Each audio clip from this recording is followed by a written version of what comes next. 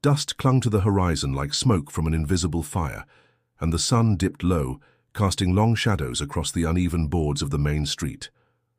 Elias Boone rode slowly into Dry Creek, his horse tired and ribs showing, much like the man who held the reins. He was no stranger to towns like this, lean, quiet places, where the air carried both the promise of opportunity and the stench of corruption. He had come in search of nothing more than a warm bed and perhaps honest work, but fate had a way of twisting simple intentions. As he passed the weathered saloon and the general store, he noticed the town seemed hushed, as though everyone carried secrets too heavy to speak aloud. Elias tied his horse outside the livery stable and wandered down a narrow alley that curved behind the mayor's office. It was there, hidden in the deepening dusk, that he saw something he was never meant to witness. Through a half-open window, Mayor Silas Macready hunched over his desk, lantern light painting sharp lines across his angular face. Gold gleamed on the table before him, bright coins stacked high, their shine unmistakable even through the glass. Beside him stood two men in dusters, their hands scarred and their eyes restless, the look of men who'd ridden hard and dirty. Elias froze, his heart thudding.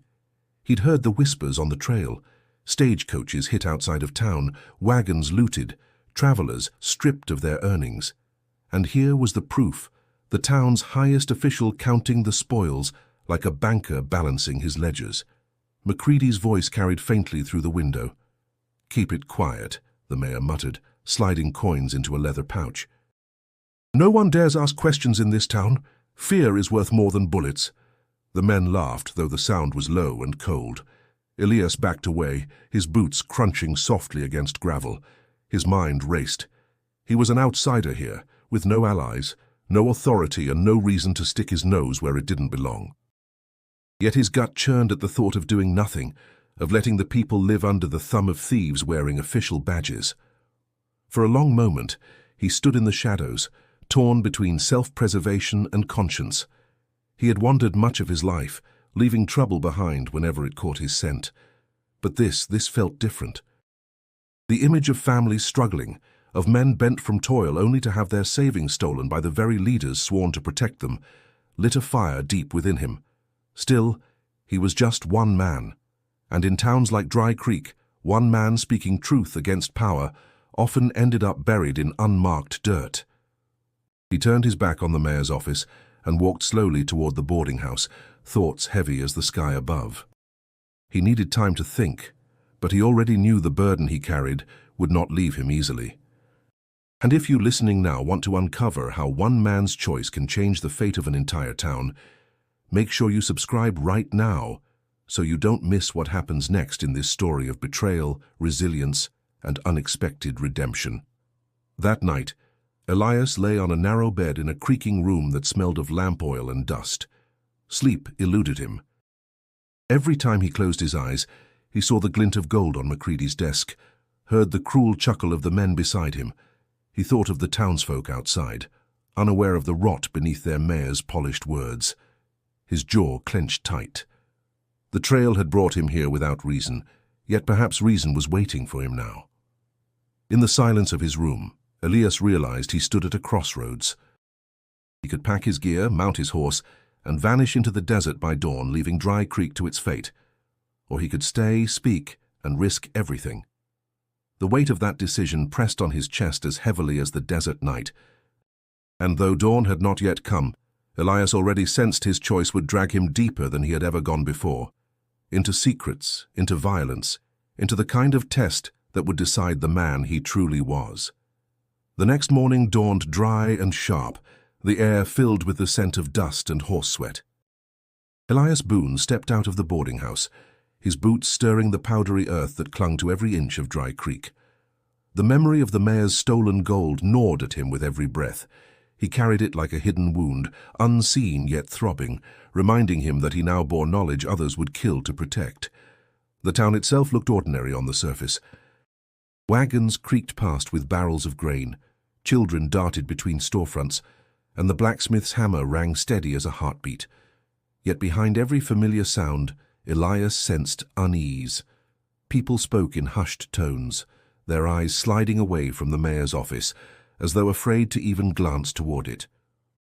At the general store, Elias bought a strip of jerky and struck up casual conversation with the shopkeeper, a wiry man with hollow cheeks. When Elias mentioned the rising prices of basic goods, the man spat into the dirt. "MacCready's taxes bleed us dry," he muttered.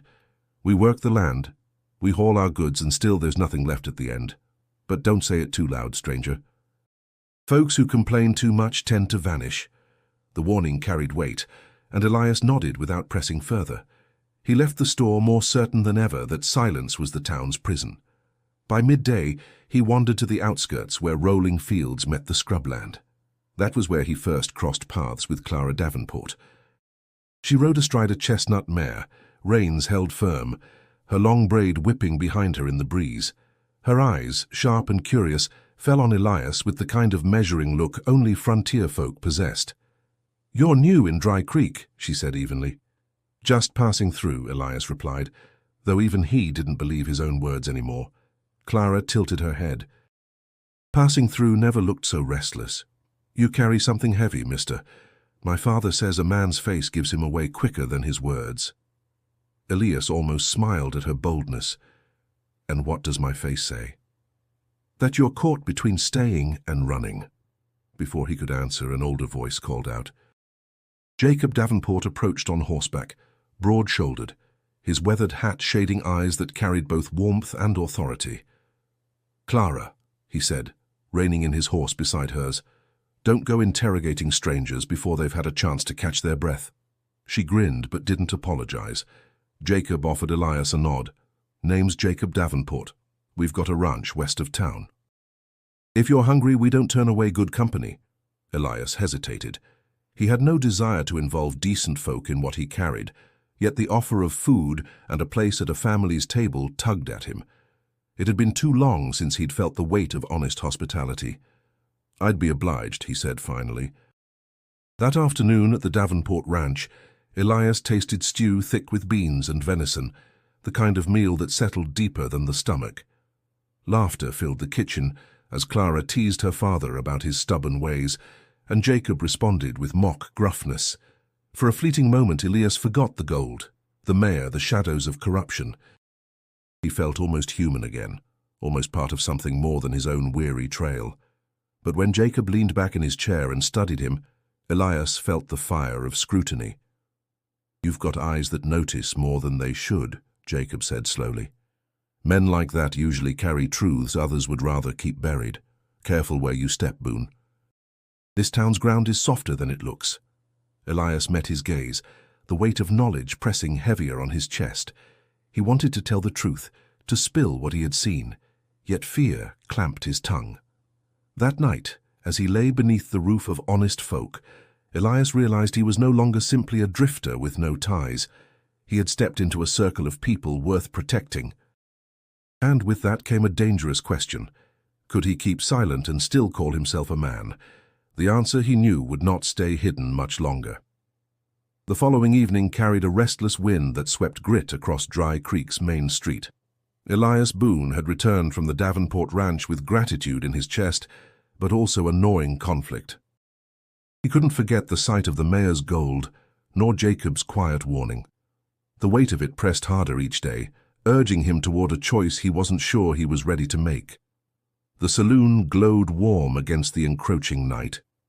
Elias stepped inside, drawn less by the whiskey and more by the chance to gauge the town's pulse.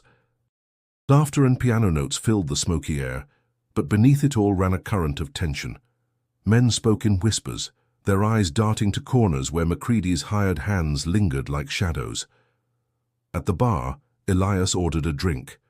The barkeep, wiping a glass with a rag that was no cleaner than the wood, muttered, "Best to drink fast, stranger." This town don't take kindly to questions. Elias sipped slowly anyway, his gaze fixed on Cole Maddox at a table near the back. Broad-shouldered, with a scar tracing down his jaw, Cole carried himself with the swagger of a man who thrived on fear. Cards and coins lay scattered before him, yet his attention shifted the moment Elias met his eyes. Cole stood, pushing his chair back with a scrape. "You, Boone?" His voice was gravel, thick with challenge. Elias set down his glass. "That's right," Cole smirked, stepping close enough that Elias could smell the liquor on his breath. "Word is you've been sniffing around places that don't concern you, watching folks who'd rather not be watched." The saloon hushed. Elias kept his voice steady. "Seems to me a mayor counting gold late at night would concern every man, woman, and child who calls this town home." Gasps rippled. Cole's grin vanished. For a second, silence hung heavy, broken only by the creak of the piano stool as the player slipped away. Then Cole's fist shot forward. The punch cracked across Elias's jaw, sending him reeling. Chairs toppled as the room erupted. Before Elias could find his footing, two of Macready's men grabbed him, dragging him toward the back door. Boots thudded against his ribs, fists slammed into his gut. He fought back, wild, desperate swings, but the odds were stacked against him. They hauled him into the alley, where the night air stung cold against his battered skin. Cole followed, rolling his shoulders like a predator savoring the kill. "You should have kept your mouth shut," Cole growled. His boot drove into Elias's stomach, folding him to the ground. Another kick caught his side, pain searing like fire through bone. Through blurred vision, Elias glimpsed townsfolk peering from windows, quickly ducking away. No one dared intervene. Fear, he realized, had silenced them all. Cole crouched beside him, voice low and venomous. "This town belongs to Macready. You breathe a word more, and next time we won't leave you breathing at all." The last blow struck hard against Elias's temple. Darkness swallowed him. When awareness returned, the stars were sharp and endless above. Elias lay in the dirt at the edge of town, his body screaming with every shallow breath. His lips split, his ribs aching. He tasted iron and dust. For long minutes, he couldn't move, couldn't even think, except for one truth. They had left him alive, but barely. He forced himself onto his hands, coughing, spitting blood into the soil. Somewhere distant, a coyote howled. The sound mirrored the emptiness clawing inside him. He was alone, beaten and marked. Yet even as despair threatened to drown him, a spark burned beneath the pain. They had tried to silence him. Instead, they had confirmed his suspicions and carved them into his flesh. Elias Boone had stumbled into Dry Creek as a drifter.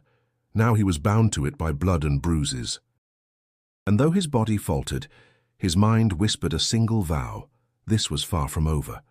The night had nearly given way to dawn when the crunch of wagon wheels broke the silence of the desert's edge.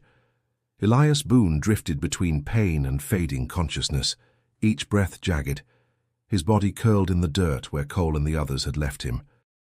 His swollen eyes barely opened when lantern light spilled across his broken form.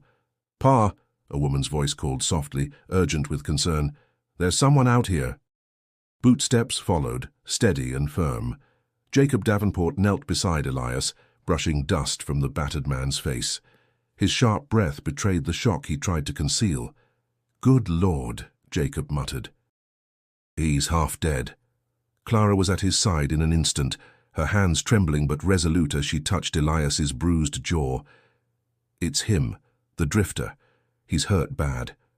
Elias tried to speak, but the words came out as a rasp, broken by pain. "They didn't want me talking." Jacob exchanged a grim look with his daughter. "Help me get him into the wagon. Quick, before the sun rises." Every movement sent fire lancing through Elias's ribs, but strong hands lifted him carefully. He felt the rough boards of the wagon bed beneath him, smelled the mingled scents of hay and leather, and then the sway of wheels carried him away from the lonely stretch of dirt where death had nearly claimed him. At the ranch, Clara guided him into a room where clean sheets and the faint aroma of lavender filled the air. She pressed a damp cloth to his forehead, her voice steady, though her eyes betrayed fear. "You're safe now. Just rest." Elias winced as Jacob poured whiskey over his split lip to clean it, the sting drawing a low groan from his throat. "How you've taken a beating meant to keep you quiet," Jacob said, studying him with sharp eyes. "Care to tell me why?" Elias looked away, shame twisting inside him. The truth pressed at his tongue, but exhaustion drowned his will. "I saw something I shouldn't have," he whispered. Jacob didn't push further, though the weight of suspicion lingered in his silence. Instead, he set about bandaging ribs with practiced hands, his movements firm but careful. Clara knelt nearby, replacing the cloth as sweat slicked Elias's brow. As the hours passed, he drifted in and out of fitful sleep. Each time he opened his eyes, Clara was there, reading softly from a worn Bible or humming to herself as she stitched a torn shirt. Her presence anchored him, though he felt unworthy of her kindness. When evening settled over the ranch, Elias managed to sit upright with Clara's help. The fire crackled low in the hearth, shadows dancing across the room. He caught Jacob watching him, pipe in hand, eyes sharp as ever. "You're no ordinary drifter," Jacob said quietly. "Men don't get beaten to the edge of death unless they've stepped into something dangerous. My ranch has seen enough trouble without dragging in more, but—" He paused, his gaze steady. "I couldn't leave you out there. My conscience wouldn't allow it." Elias nodded weakly. "I won't bring harm to your family. I owe you both my life." Clara's voice cut through the heaviness. "Then don't waste it. Whatever it is you're hiding, you can't carry it alone forever." Her words sank deep, striking the very conflict that had nearly broken him. Elias lay back against the pillow, eyes fixed on the wooden beams above. He wanted to trust, to unburden himself of the truth, but fear gripped him like iron chains. Speaking would make enemies strike harder, staying silent would eat him alive. For now, silence won. But Elias knew Clara had seen past his guarded words, and the more time he spent beneath the Davenport roof, the harder it would become to keep the truth locked inside. Days passed slowly at the Davenport ranch, measured not by clocks but by the rhythm of chores, the rising and falling of the sun, and the steady patience of recovery. Elias Boone spent those first mornings struggling to draw breath without pain, each movement a reminder of the fists and boots that had nearly ended him. Yet the more time he spent under Jacob's roof, the more the burden of silence pressed on him. He was alive because of their kindness, and with each passing hour gratitude deepened into something stronger, an unfamiliar sense of belonging. Clara tended to him with quiet diligence. She would set a bowl of broth on the bedside table, coaxing him to eat even when his appetite faltered. She washed the blood from his shirt, patched it, and folded it neatly at the foot of the bed. Though she rarely spoke of the beating, her eyes often lingered on his bruises, flashing with anger she tried to hide. "You're healing faster than most men would," she remarked one morning, adjusting the bandages around his ribs. Elias winced at her touch but managed a smile. "Guess I've had practice." Clara raised an eyebrow. "Practice getting beaten or practice surviving?" "Both," he admitted, the truth slipping out before he could guard it.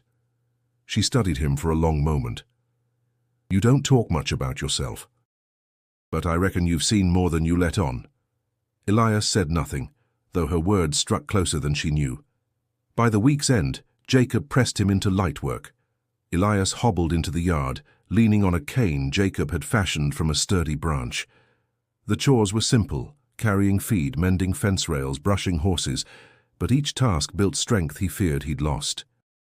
The sweat on his back felt like a cleansing, washing away not just weakness but the weight of drifting without purpose.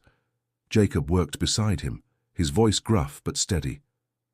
"Out here, a man's worth isn't in the gold he hides, or the titles he claims. It's in whether his word holds, whether his back stays straight when times get hard." Elias glanced at him, sensing the lesson beneath the words. "And if he falters, then he stands again," Jacob said simply, driving a post into the earth. "No man's judged by how often he falls, only by whether he gets back up." Those words struck Elias deep, stirring something he'd buried long ago. He found himself lingering in Jacob's company, learning not just about ranching but about the quiet strength of responsibility. Clara too grew less like a caretaker and more like a partner in his recovery. One evening, as the sky turned crimson and shadows stretched across the pasture, she sat with Elias near the corral. The cattle shifted restlessly, lowing in the fading light. "You ever think about staying put?" she asked, her voice soft but deliberate. Elias's chest tightened. "I've been drifting too long to think about settling." "Maybe drifting was what kept you alive," she said, "but living's not the same as surviving." The words hung in the air, heavier than the dusk. Elias had no answer, but his silence spoke volumes.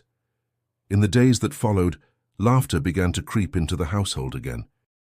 Clara teased Elias about his stubborn refusal to rest, and Jacob scolded him for working too hard too soon. These small exchanges chipped away at the walls Elias had built around himself, planting the first fragile seeds of trust. Yet beneath the warmth of this newfound belonging, the truth still gnawed at him. He had not told them what he had seen, what danger lingered beyond their gates. And though the ranch felt like a sanctuary, he knew the storm he carried could one day spill over and shatter it. That thought haunted him each night, even as the bond between him and the Davenports grew stronger. By the second week of his recovery, Elias Boone felt strong enough to ride into town again. Jacob lent him a horse, though not without a parting warning. "Dry Creek ain't any kinder now than the night they left you bleeding," he said, gripping the saddle horn. "Keep your eyes sharp and your mouth sharper still." The ride was steady, the sun beating down as though intent on scorching every living thing beneath it. Elias shifted uncomfortably in the saddle, ribs aching beneath the bandages, but determination carried him forward. He couldn't live under Jacob's roof, eating their bread, while pretending the town's rot did not exist. Dry Creek looked no different than before, yet Elias noticed details he hadn't before. The watchful eyes of Macready's men lingering on corners, the way conversations hushed when strangers passed, the fear etched deep in faces weathered by labor. He dismounted outside the sheriff's office, pushed open the door, and found Amos Riker seated at his desk. The sheriff was a man worn down by years of duty, his mustache drooping, his uniform more dust than fabric. He looked up, surprise flickering before recognition settled. "Boone," Riker said, leaning back, "I heard you took a beating." Elias closed the door behind him. "You heard right. And I figure you know why." The sheriff's gaze hardened, though his hands fidgeted with a stack of papers. "Careful, son. This town's got ears in every shadow." Elias stepped closer, lowering his voice. "I saw Macready with stolen gold, counting it like it belonged to him. You know it, don't you?" Silence stretched, broken only by the groan of the building in the wind. Finally Riker sighed, the sound heavy with defeat. Knowing and proving are two different things. Macready's got men loyal to him, men who'll spill blood without hesitation. You've already learned that firsthand. "So you do nothing?" Elias demanded, anger sharpening his words. "You wear that badge, call yourself the law, and you turn your head while the town suffers?" Riker's jaw tightened. "You think I haven't tried? Years ago I went against him. Got a deputy buried for it. Got threats carved into my door. I got a wife and 2 little ones, Boone. If standing tall means leaving them fatherless, then maybe bowing my head is the lesser sin." The words struck Elias like a hammer. He wanted to despise the sheriff for his weakness, yet he couldn't. Fear was a powerful chain, one he himself had worn for years as he drifted from place to place. He knew what it was to walk away instead of standing firm. Still, his voice came out hard. "If everyone stays silent, Macready wins. Every day he grows richer, while honest folk scrape by with nothing. You're the law." "If you won't stand, who will?"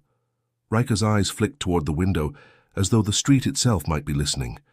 "Maybe one day someone braver than me," he murmured. The sheriff rose, placing a hand on Elias's shoulder. His grip was firm, but his eyes held quiet warning. "You've already painted a target on your back. If you care about living long enough to see another sunrise, don't breathe a word of what you saw. Go back to the ranch. Heal. Let this town rot on its own." Elias shook his head, stepping away. "I can't unsee what I saw, and I can't unfeel the bruises they left trying to shut me up." He left the office with his pulse pounding, the sheriff's weary face burned into his memory. Outside, the town carried on as though nothing was wrong. Horses tied at the hitching posts, women fetching water, children chasing a stray dog through the dust. But Elias saw it differently now. The silence wasn't peace. It was surrender. And he knew then, more than ever, that silence could not be his choice. The summer sun hung mercilessly over the Davenport ranch, beating down on cattle scattered across the open range. Elias Boone wiped sweat from his brow as he tightened the last rail on a section of fencing. His ribs still ached, but strength had returned to his arms, and with it came a quiet pride. Jacob had begun trusting him with more work, and Elias found purpose in the rhythm of honest labor. That peace shattered one night when the distant thunder of hooves echoed across the valley. Jacob burst from the ranch house, rifle in hand, his face grim. "Rustlers," he growled. "They're driving off the herd."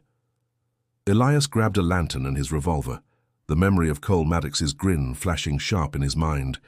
He knew without being told who was behind this raid. The three of them, Jacob, Clara, and Elias, rode hard into the darkness. Dust swirled around them, cattle bawling in panic as shadows cut through the herd. Elias fired a warning shot, the flare of gunpowder illuminating figures on horseback. The rustlers didn't scatter. Instead, they turned, guns raised, answering with a volley of fire. Jacob shouted, "Drive them back!"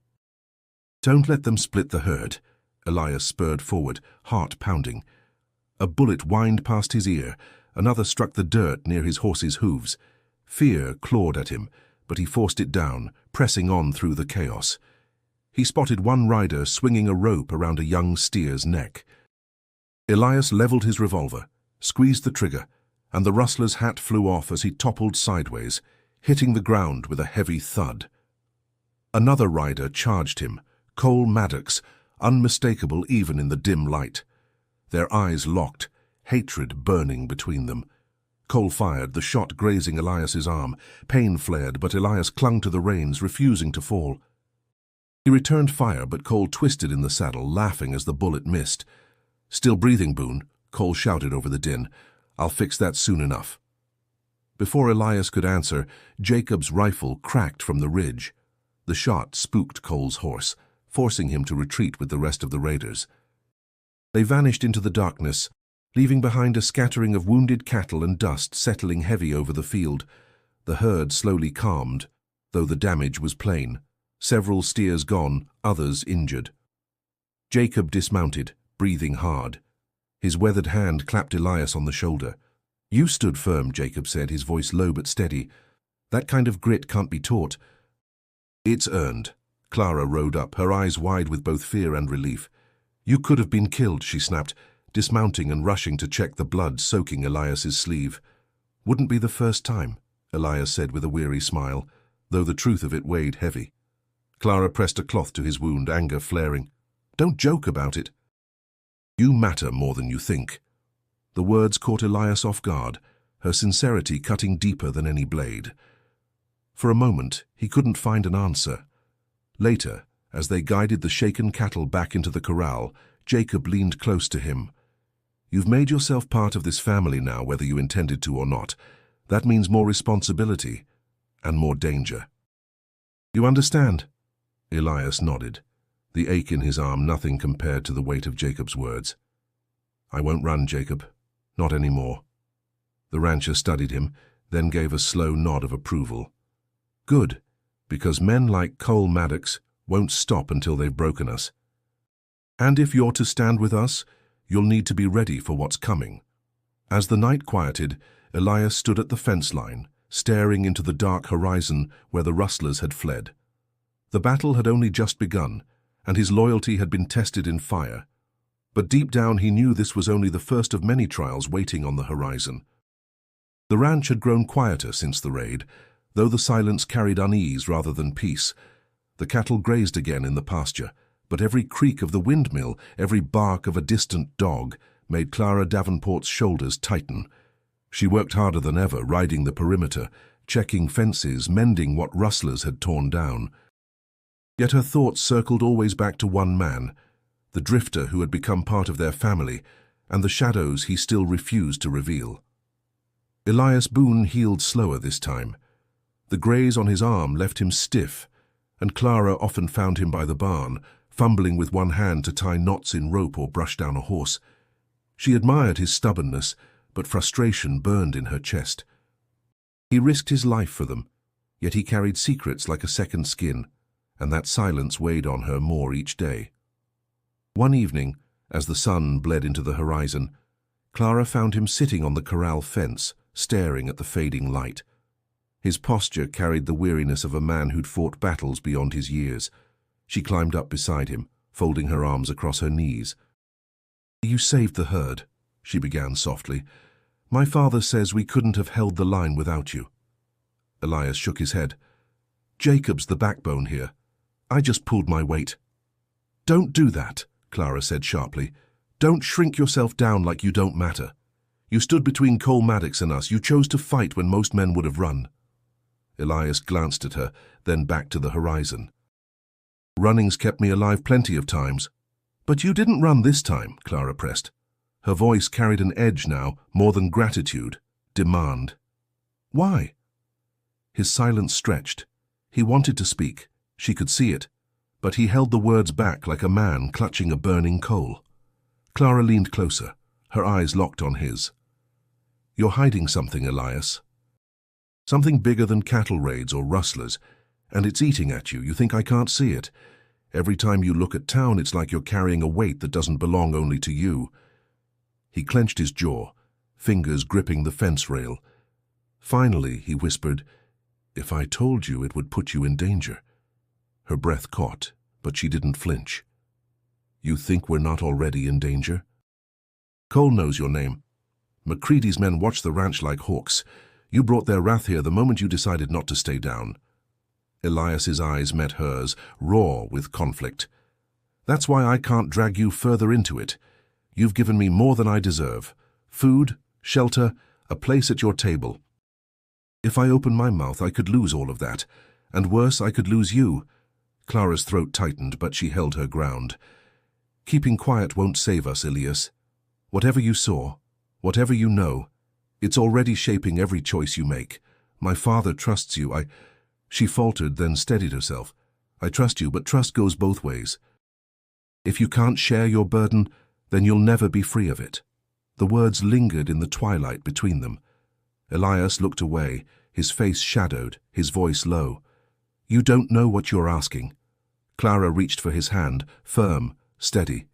"I know exactly what I'm asking. I'm asking you to stop carrying this alone." For the first time, Elias felt the walls around him crack. He hadn't spoken the truth yet, but the pressure to do so grew stronger than ever, fueled by Clara's unwavering resolve. That night, as Clara walked back toward the house, Elias remained on the fence, the echo of her words heavy in his chest. He knew silence could no longer hold forever, and deep down he feared the moment it finally broke. Dry Creek simmered under the weight of summer heat and rumor alike. Dust coated every storefront, and the air carried the scent of sweat, smoke, and quiet fear. Elias Boone felt the shift the moment he rode into town with a wagon load of supplies for Jacob. People moved quickly, their voices lowered, glances sharp and fleeting. The silence wasn't the stillness of peace, it was the hush before a storm. At the Mercantile, Elias overheard two farmers whispering near the bins of grain. "They say the mayor's boys are working hand in glove with the rustlers," one muttered, eyes darting. "Stagecoaches don't get hit that clean without help from the inside." "Careful," the other hissed. "Talk like that'll see you vanish." Same as Harlan did. The name struck Elias cold. Harlan was a name he'd heard at the saloon before, a man who'd spoken out, then disappeared without a trace. Elias loaded the supplies quickly, but unease gnawed at him. Clara's warning still echoed in his mind. Keeping silent would not save them, yet here silence seemed to be the only language left. As he left the store, he caught sight of Mayor McCready himself standing on the boardwalk outside the bank. The mayor's fine suit gleamed too sharp for a dusty town, his hat tipped low against the sun. Beside him stood Cole Maddox, arms crossed, smirking like a wolf guarding its kill. McCready's gaze swept the street, and for a brief moment it locked with Elias's. There was no pretense, no mask, only cold recognition, the kind that carried warning. Elias felt the chill of it, despite the burning sun. Later, while loading a sack of flour onto the wagon, a woman brushed past him, clutching her basket tight. She whispered quickly, her voice trembling, "Don't stay here, stranger. He knows you survived. He won't make the same mistake twice." Before Elias could reply, she hurried away, disappearing into the crowd. The message clung to him all the way to the sheriff's office. He found Amos Riker sitting on the porch, hat tilted down, boots propped on the railing. The sheriff lifted his head just enough to see Elias, then sighed. "You're stirring up trouble just by breathing," Riker muttered. "MacCready's got eyes on you." Elias planted his boots on the wooden steps. "People are talking. They know something's wrong. How long before whispers turn into revolt?" The sheriff shook his head slowly. "Folks talk plenty when they think it's safe, but when push comes, fear makes cowards of most. MacCready counts on that." "And you?" Elias pressed. "Do you count on it too?" Riker's jaw tightened, but he said nothing. The silence was answer enough. Leaving the sheriff behind, Elias guided the wagon out of town, the supplies heavy, but his thoughts heavier still. Every conversation, every glance told him the same thing. The town knew the truth, or at least enough of it. But fear had wrapped its fingers around Dry Creek, squeezing tighter with every passing day. As the wagon rattled over the dirt road back toward the ranch, Elias looked across the horizon where heat shimmered over the land. He thought of Clara's eyes, full of fire, urging him not to carry his burden alone. He thought of Jacob's steady voice, reminding him a man's worth was measured by whether he stood tall. The storm was building. He could feel it in the whispers, in the shifting air, in the way MacCready's gaze had pierced through him like a knife, and Elias knew one truth as sure as the sun beat down on his shoulders. He could not outrun it this time. The fight was coming, and Dry Creek would never be the same again. The morning after Elias had felt the weight of Dry Creek's whispered secrets, the town seemed to hold its breath. Dust kicked up under hooves as riders passed, but there was no sound of laughter, no buzz of everyday life. Elias could sense the tension, thick, suffocating like the air before a thunderstorm. He couldn't escape it, not even in the open air of the ranch. The weight of the mayor's corruption, the rustlers in the hills, the families scraping by under the threat of violence, all of it was a storm on the horizon. And there was one man Elias knew was at the center of it, Cole Maddox. The confrontation had been inevitable, like a fire waiting to catch wind. It started at the saloon late in the afternoon. Elias had gone in for a drink, a rare moment of calm between the ever-building tension. The saloon was quieter than usual, the kind of silence that felt like a trap. He made his way to the bar, ordered whiskey, and settled into a seat. As the door creaked open, he heard a voice he knew too well. "Well, well. If it ain't the man who doesn't know when to quit." Elias looked up to see Cole Maddox standing in the doorway, his usual sneer stretched wide. Behind him, two of MacCready's men filled the frame of the door like shadows. Elias stood slowly, his hand hovering near the grip of his revolver. "This is between you and me, Maddox. No need for your dogs." Cole's grin was sharp. "You're a fool if you think I'm alone in this." He stepped forward, eyes gleaming with menace. "I don't take kindly to people asking too many questions, and you've been asking the wrong ones." Elias's jaw tightened. He could feel the draw of the fight, the inevitability of it. He had tried to avoid this, but now the time had come. There was no backing down, not when the cost was the freedom of everyone in Dry Creek. "You've hurt enough people, Cole," Elias said, his voice low, controlled. "This ends now."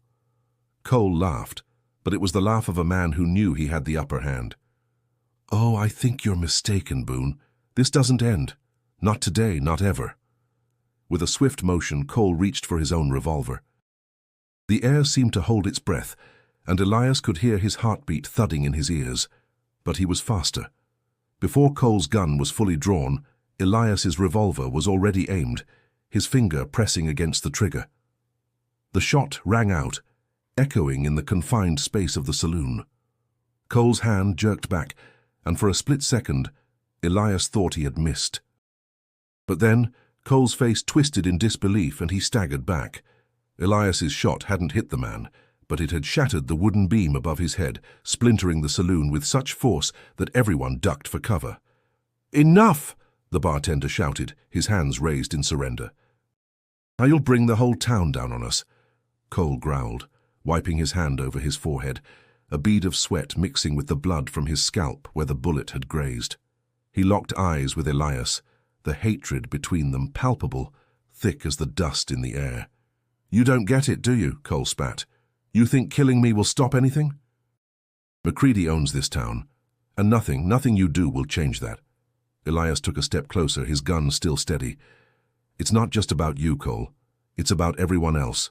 It's about stopping men like you from destroying everything decent." For a long moment, neither man moved. The tension crackled and the room felt like it was closing in. The town was waiting, watching from every corner, every shadow, and in that silence something inside Elias snapped into place. He wasn't fighting for his own survival anymore. He was fighting for the lives of everyone who'd been too afraid to speak out. Cole's men shifted, uneasy, but Cole held his ground. "This ain't over, Boone. You'll regret this." Elias didn't flinch. "Maybe. But I won't regret standing up." In that moment, the showdown came to an end, not with the flash of another bullet, but with the slow retreat of Cole and his men, their pride wounded but their resolve unbroken. Elias didn't lower his weapon until they were out the door, the sound of boots fading into the distance. But he knew, just as the tension in the saloon faded, that the fight had only just begun. The sun hung heavy in the sky as Elias Boone rode into Dry Creek, but it wasn't the heat that made his skin prickle. It was the weight of the choice he had finally made. Today would be different. Today the truth would come out. The town square was quiet when Elias arrived, the usual clamor of the market muffled, as if the people knew something was coming. He tied his horse to the post near the saloon, the door creaking open in front of him. He walked in, his boots echoing against the wooden floor, and the room fell silent. Cole Maddox was there, sitting at a corner table with two of Macready's men. They were speaking in low tones, but the moment Elias entered, Cole's eyes locked on him, sharp as a rattlesnake's strike. "Back for more, Boone?" Cole's voice was thick with disdain. "Didn't learn your lesson last time?" Elias didn't answer right away. Instead, he scanned the room, making sure he had everyone's attention. The few patrons who had been lingering in the shadows now watched him closely, their faces a mix of fear and curiosity. "Today ends the silence," Elias said, his voice steady, but the weight of his words hung like a storm in the air. He turned to the bartender, his gaze sharp. "I need everyone to hear me, everyone in this town. The mayor is stealing from you. He's been working with outlaws to rob the stagecoaches and keep the gold for himself. I saw it, I heard it, and I won't stay quiet any longer." The room remained still. No one moved, no one spoke. The tension crackled, the kind of silence that comes before a lightning strike. Cole stood, his chair scraping harshly against the floor, his face contorted into a snarl. "You're lying. This is how you're going to get us all killed, Boone." But Elias didn't flinch. He had seen too much, and the truth was too heavy to keep buried. He met Cole's gaze with a fire of his own. "You think the people don't know? You think they haven't seen the stagecoach attacks, the disappearances? You've been running this town with fear for far too long, Maddox. But it's over. The truth's out." The saloon was silent for a long beat until a voice spoke from the back. "He's right." It was Old Man Ferguson, a farmer who had lived in Dry Creek longer than anyone else. His voice trembled, but his words were firm. "I saw the mayor's men take the gold from a wrecked stagecoach a few weeks back. We all did. But we kept quiet because we were afraid." Elias nodded, his chest swelling with both relief and fear. "We can't be afraid anymore. Not when our lives are being stolen from us. We have a chance now to stand together." A murmur ran through the crowd, whispers of disbelief, followed by growing murmurs of agreement. The bartender wiped his hands nervously on his apron. "I've heard rumors," he said, "but nobody's had the guts to say it outright. What do we do now, Boone?" The question hung in the air, heavy and uncertain. Elias had no easy answers. He wasn't a leader. He was just a man who had seen too much and was done being silent. "We stand together," Elias said, his voice growing stronger. "We bring the truth to light. We go to the sheriff. We go to the whole town. Macready's men can't hide behind their badges any longer." The words felt like a spark in a dry field. They were dangerous, they were raw, but they were truth, and truth had a way of spreading like wildfire, no matter how much the wind tried to resist. At that moment, the door to the saloon opened, and Sheriff Amos Riker stepped inside, his hand resting casually on the holster of his gun. His eyes moved quickly across the room, settling on Elias. The sheriff's expression was unreadable, but Elias could see the weight of years of doubt and fear behind his eyes. "I'm not afraid anymore, Sheriff," Elias said, his voice low. "Are you?" Riker's gaze shifted from Elias to the crowd, then back to the man who had brought the truth to light. For a long moment, the silence stretched, and the weight of that silence carried the potential for everything to change. Finally, Riker spoke, his voice gruff but steady. "Let's take it to the town square." The crowd didn't wait. They moved as one, a slow, deliberate march toward the square where everything would be laid bare. The storm had finally arrived, and Dry Creek would never be the same. The crowd moved with an unspoken unity, a shared tension vibrating in the air as Elias Boone led them toward the town square. The truth had been spoken, but its weight still hung heavy on every shoulder. Men and women who had lived under MacReady's thumb for years now found their voices, and though there was fear, there was also something else: hope. The sun hung low in the sky, casting long shadows that stretched across the dirt road. Elias could feel Clara's eyes on him, steady but filled with something he couldn't quite name. She had followed him here despite everything, despite the dangers that now hung over them all. As they reached the square, the crowd gathered, murmuring in low tones. The usual bustle of the marketplace had been replaced by a stillness that was thick with anticipation. Old man Ferguson, still shaky but resolute, stood at Elias's side, his gnarled hands clenched into fists. Sheriff Amos Riker stood across from them, his face weathered, eyes hidden beneath the brim of his hat. He hadn't spoken since entering the saloon, but now he was here, in front of everyone, standing between Elias and the law that had been so easily corrupted. "I don't know if this is going to work, Boone," Riker finally said, his voice rough with years of doubt. "The mayor's got power, and he's got more men than we can count. This town's been in his pocket for too long."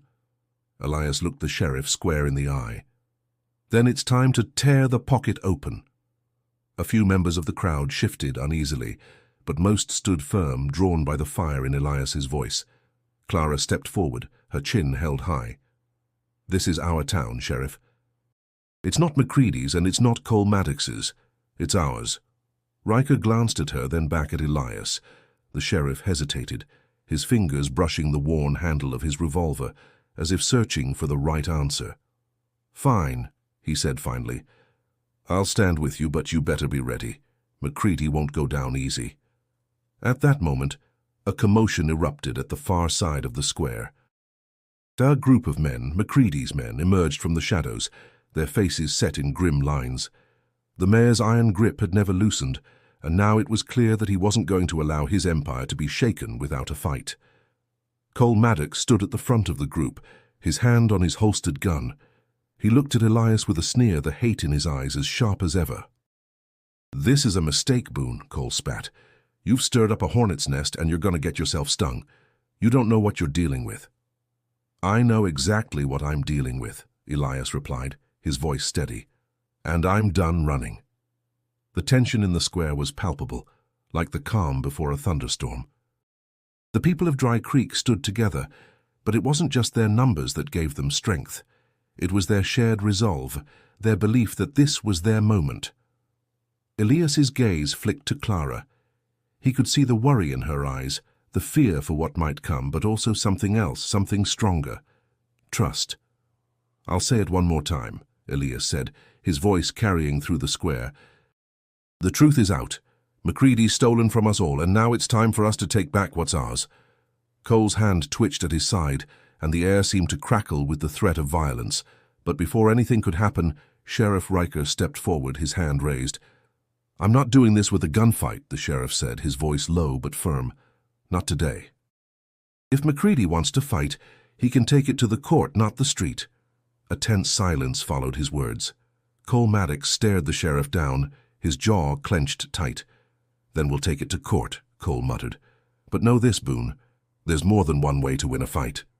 As MacReady's men turned and retreated into the shadows, the crowd breathed a collective sigh of relief. The fight was far from over, but the first battle had been won. Elias looked to Clara, her hand now resting on his arm.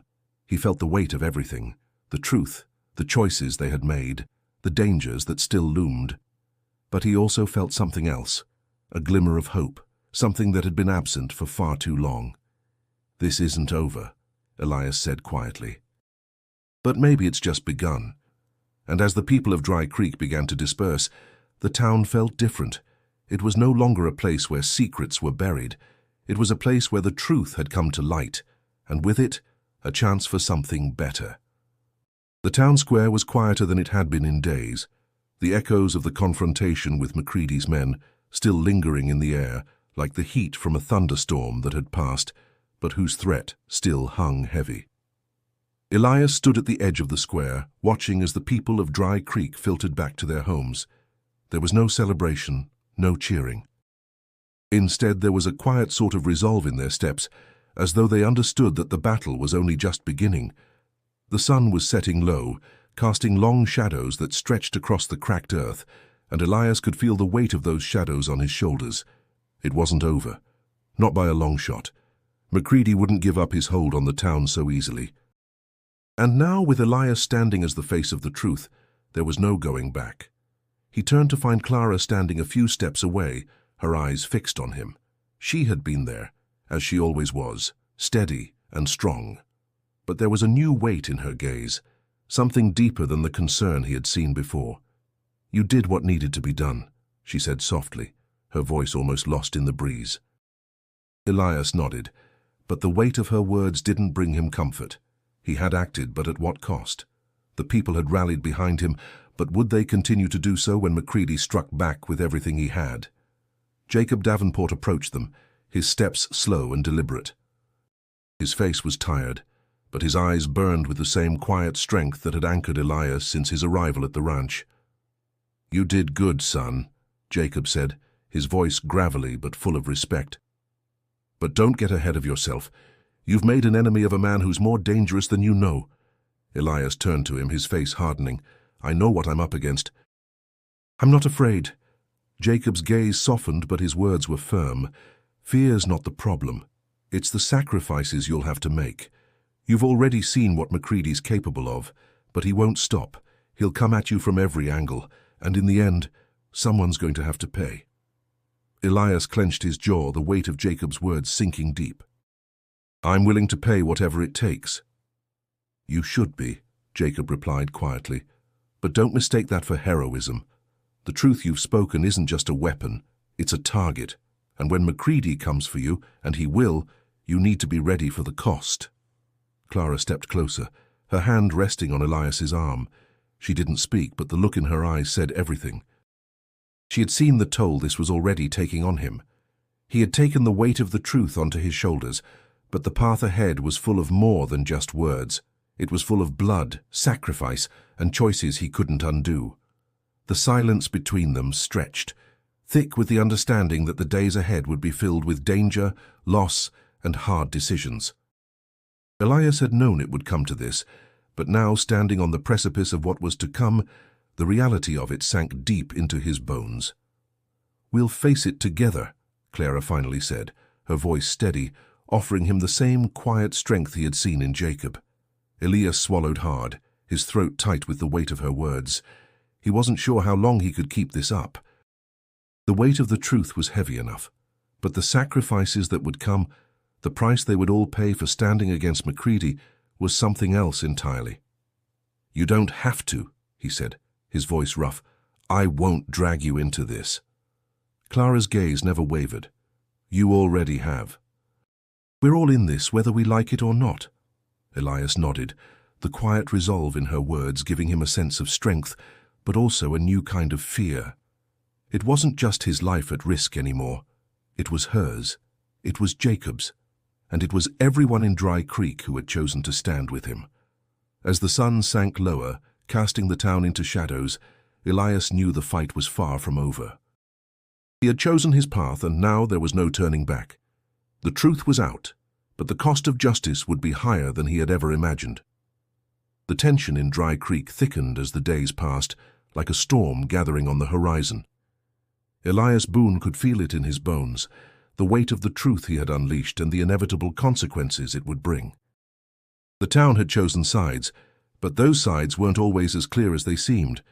Some still clung to the hope that Macready's iron grip could be broken, while others feared the wrath that would surely follow. It was late afternoon when the first sign of trouble came.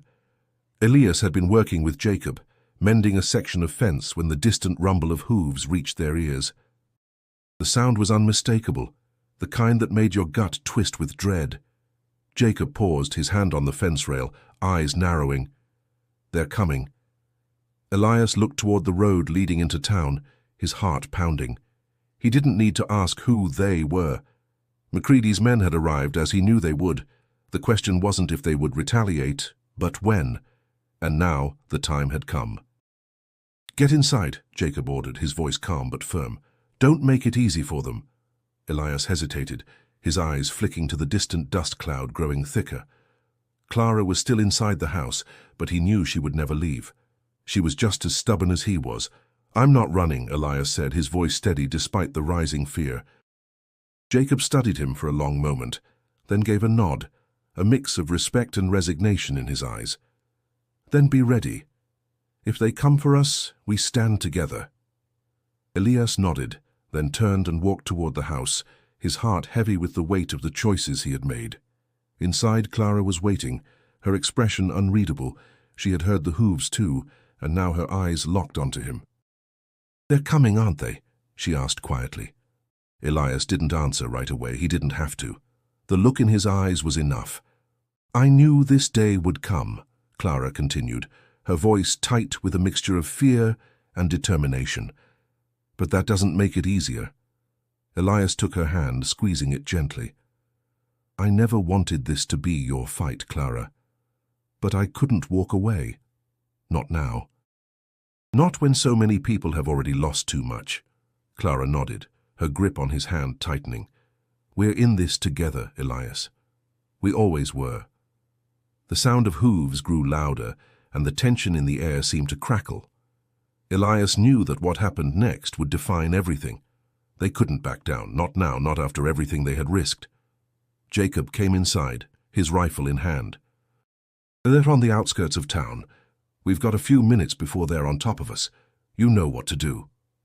Elias's stomach twisted, but his resolve remained unshaken. He had come this far. There was no turning back. "We hold the line," Elias said, his voice firm. "We don't let them push us into silence. We stand for every person in this town who's too afraid to stand for themselves." Clara and Jacob exchanged a look, their faces hardened with the same determination that had kept them alive for so long.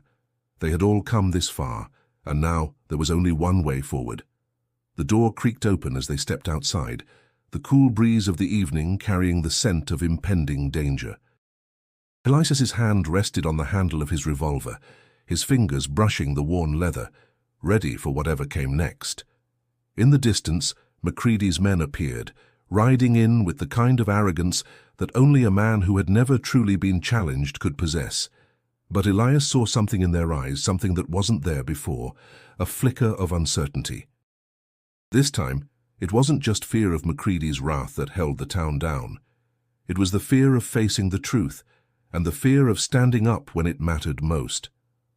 As Macready's men neared, Elias stood tall, his heart beating in time with the drums of war that had finally begun to sound.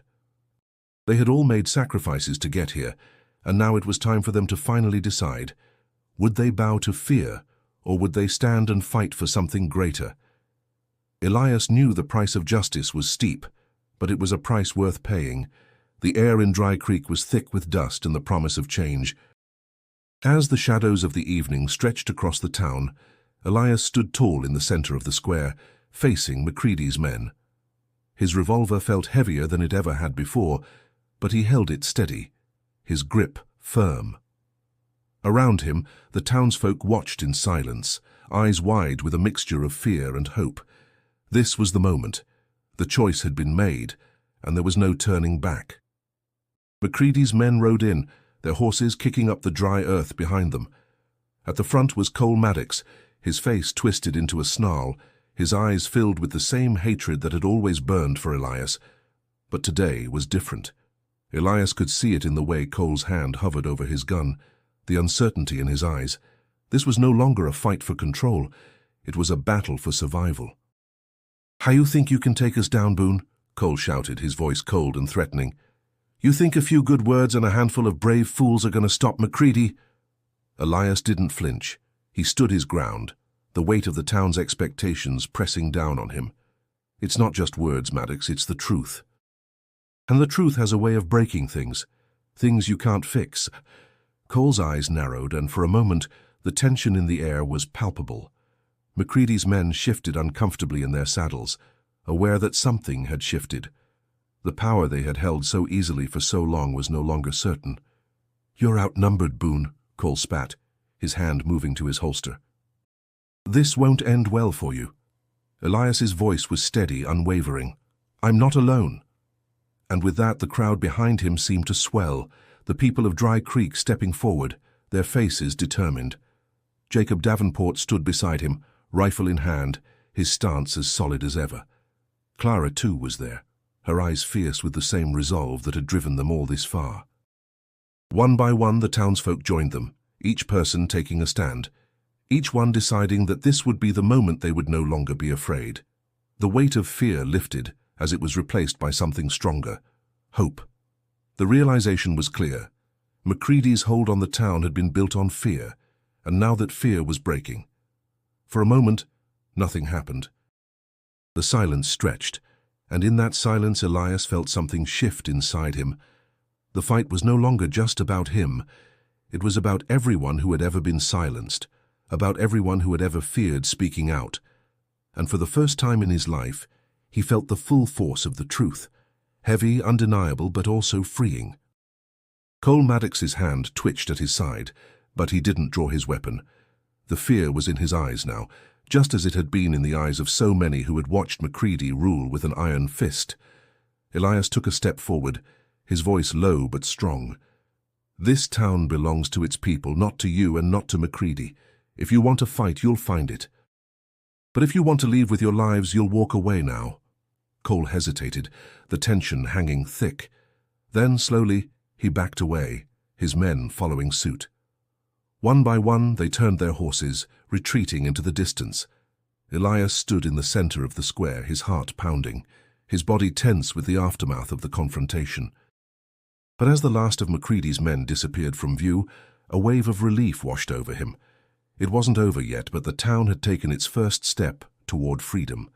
The crowd around him began to murmur, a sense of disbelief mixing with the rising swell of victory. The people of Dry Creek had stood together. They had faced down their fears and chosen to fight for something greater than survival. Elias turned to Clara, her face filled with pride and exhaustion. She stepped forward, her hand reaching for his, and for a moment the world seemed to pause around them. They had made it through the worst of it, and while the future was still uncertain, they knew this. They had fought for a better life, not just for themselves, but for everyone in Dry Creek. "We did it," Clara whispered, her voice barely audible. Elias nodded, his eyes never leaving hers. "We did." As the people of Dry Creek gathered around them, Elias knew that the town had been changed, not just by the truth, but by the courage of those who had finally decided to speak it. It would take time to rebuild, to heal from the scars left by years of fear. But with each person who stepped forward, each hand that joined in the fight, they had taken the first real step toward freedom. The sun dipped lower on the horizon, casting a golden glow over the town. And for the first time in a long while, Elias Boone felt that Dry Creek's future wasn't just uncertain. It was something they could shape together.